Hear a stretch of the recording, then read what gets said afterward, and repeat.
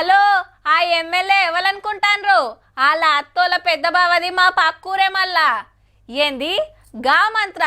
అరే నాకెందుకు తెలియదన్నా, మా పెద్ద నాయనకు చిన్న కోడలు మేనమామ సడ్డకునికి దగ్గర చుట్టం అని గొప్పగా చెప్పుకుంటారు.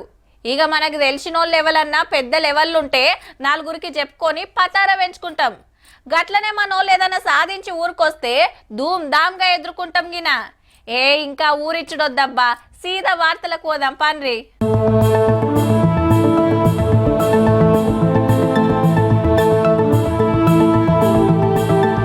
బండిల చెయ్యూపుకుంటా మోడీ సారు తువ్వ పొడుగుత పబ్లిక్ పూల్ జల్లుడు జైజైల్ వల్కుడు.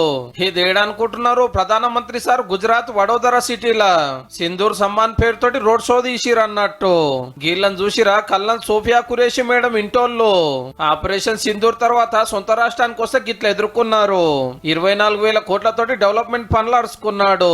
దావోద్ లో రైలు ఇంజన్లు తయారు చేసే ఫ్యాక్టరీని చాలు చేసి కరెంట్ తోటి నడిచే బాహుబలి రైలు ఇంజన్ కు జెండా ఊపిండు. 4,600 టన్నుల గూడ్స్ గుంజుకపోతుందట. మరి అగో ముంగట కూకొని ఎట్లా నడుస్తున్నది, ఏం మిషన్లు అనేది తెలుసుకుంటున్నట్టున్నాడు సారు. ఇక స్టేజ్ మీదకి రాగానే గిట్లా రెడీ చేసిండ్రు.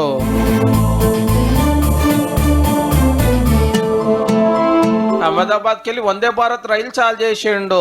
డెవలప్మెంట్ గురించి చెప్పి సీదా పాకిస్తాన్ కు సూటి పెట్టిండు మళ్ళొక పారి. ఆపరేషన్ సింధూర్ ఆగదు, మా తెరువుకు వస్తే మీ తోకలు కత్తిరిస్తామని గట్టిగానే వార్నింగ్ ఇచ్చిండు.